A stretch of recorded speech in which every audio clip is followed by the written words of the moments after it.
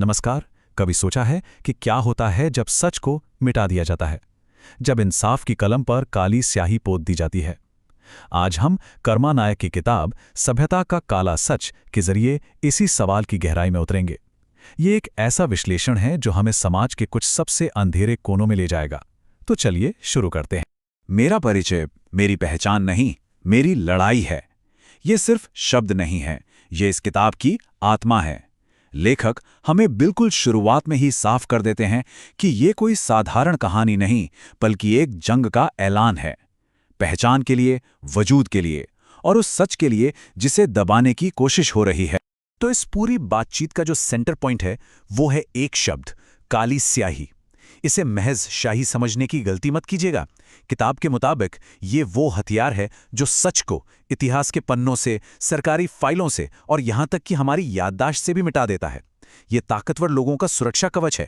तो सवाल ये है कि ये काली स्याही आखिर छिपाती क्या है? किताब का पहला ही पर्दाफाश हमें हिलाकर रख देता है। लेखक के अनुसार कन्या भ्रूण हत्या कोई एकाध जगह होने वाला अपराध नहीं है, बल्कि ये एक संगठित सिस्टम है, एक ऐसा धंधा जिसे इसी काली स्याही से सुरक्षा का एक मजबूत किला मिला हुआ है।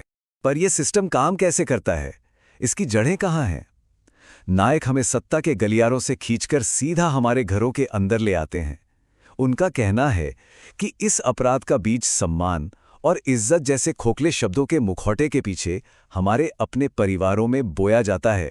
और यहीं पर लेखक एक ऐसे दोहरेपन पर उंगली उठाते हैं जिसे सुनकर शायद हम सब चौंक जाएं।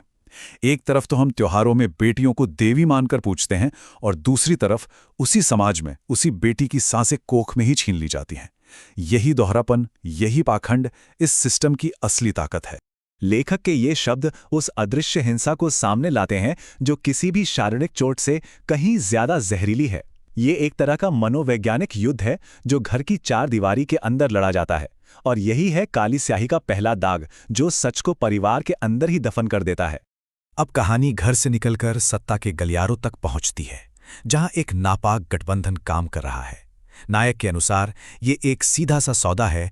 मेडिकल माफिया चुनाव की तिजोरियां भरता है और बदले में नेता प्रशासन के मुंह पर ताला लगा देते हैं, और नतीजा, अपराध की फाइल पर काली स्याही का एक और मोटा कोट चढ़ा दिया जाता है। तो सवाल ये उठता है कि हमारी पॉलिटिकल व्यवस्था इस पर चुप क्यों है? लेखक का जवाब जितना सुनने में कड़वा है, उतना ही शायद सच भी। क्योंकि अजन्मी बेटियों के पास वोट नहीं होते, और जिस आबादी का कोई वोट बैंक नहीं, उसकी चीखें सियासत के बहरे कानों तक भला कैसे पहुंचेंगी? लेकिन क्या ये सिर्फ एक लोकल प्रॉब्लम है? यहीं पर नायक कहानी का कैनवस बड़ा कर देते हैं। वो इस एक अपराध को एक ग्लोबल सिंडिकेट से जोड़ते हैं, एक ऐसी अदृश्य व्यवस्था जो दुनिया भर में ताकतवर लोगों को बचाने के लिए काम करती है। सोचिए, लेखक एक धागा खींचते हैं जो भारत के किसी छोटे गुमनाम क्लिनिक से शुरू होता है, और वो धागा सीधे अमेरिका की बदनाम एप्स्टीन फाइलों तक पहुंचता है, जहां दुनिया के सबसे ताकतवर लोगों के नाम इसी तरह काली स्याही से छिपा दिए गए थे। तो आखिर इन दोनों में कनेक्शन क्या है? कहाँ एक छोटे से कस्बे का क्लिनिक और कहाँ एक इंटरनेशनल सेक्स स्कैंडल? पहली नज़र में तो ये दोनों दुनियाएं बिल्कुल अलग लगती हैं, है ना? पर क्या सच में ऐसा है? नायक का तर्क बहुत ही सीधा और दमदार है। जगह बदल जाती है, देश बदल जाते हैं, लेकिन सिस्टम वही रहता है। तरीका एक ही है, अपराधियों के नाम मिटाओ और उन्हें बचाओ। चाहे वो न्यूयॉर्क का कोई आलीशान पेंट हाउस हो या भारत का कोई छोटा सा गांव, काली स्याही हमेशा सत्ता की ढाल बनकर खड़ी हो जाती है। अब जरा बात करते हैं उन हथियारों की जो इस जंग में इस्तेमाल हो रहे हैं।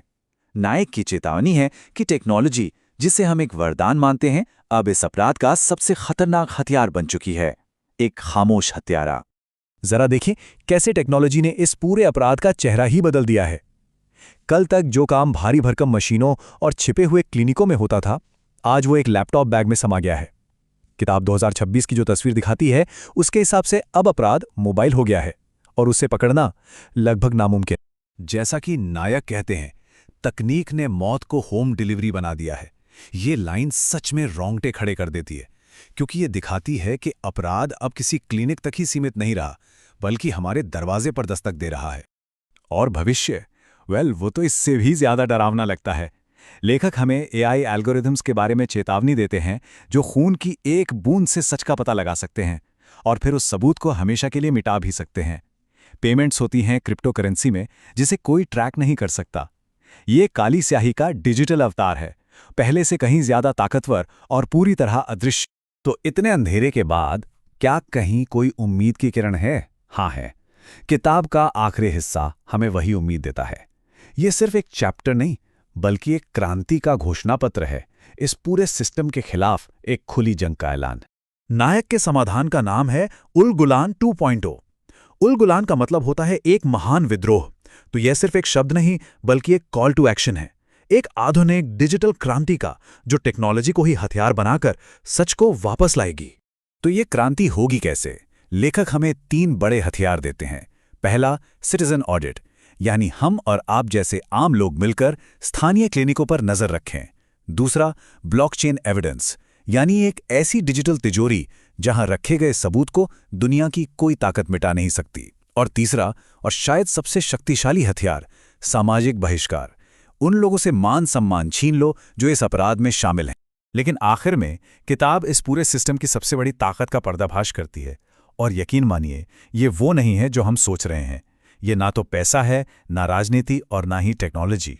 इसकी असली ताकत है हमारी चुप्पी, हमारी खामोशी। यही इस किताब का सबसे बड़ा और सबसे जरूरी संदेश है। यह पूरा का पूरा सिस्टम हमारी और आपकी खामोशी की नींव पर ही तो खड़ा है। और अंत में लेखक हमें बस इसी एक सवाल के साथ छोड़ जाते हैं, जब सच को मिटाया जा रहा था तब हम कहाँ थे? ये सवाल सिर्फ एक किताब का अंत नहीं है, बल्कि एक नई और जरूरी बहस की शुरुआत है। और इसका जवाब हम सबको मिलकर खोजना होगा।